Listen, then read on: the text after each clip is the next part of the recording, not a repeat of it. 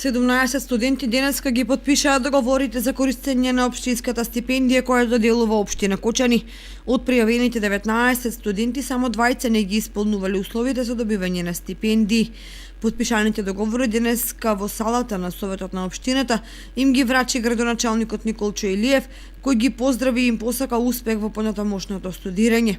Да ви честитам исто на добиените стипендии, кои очекувам искрено дека ќе ви помогнат во вашето школување, по покривање на дел од трошоците и се надевам дека ќе продолжите и натаму со вакво темпо и дека и следната година ќе конкурирате и секако во границите на нашите можности ние да ви помогнеме се со цел да го олесниме вашето дообразување и на крајот по завршувањето на вашето студирање секако да бидете спремни за предизвикот на пазарот на труд, се со цел да допринесете за подобра економија и за развој на стопанството во Македонија.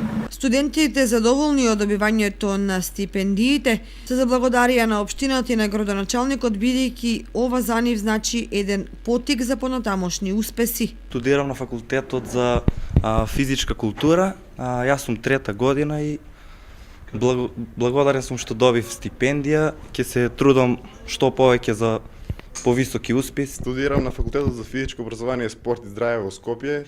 Трета година сум на тој факултет. Задоволен сум што ја добив оваа стипендија, по втор пат ја добивам стипендијата.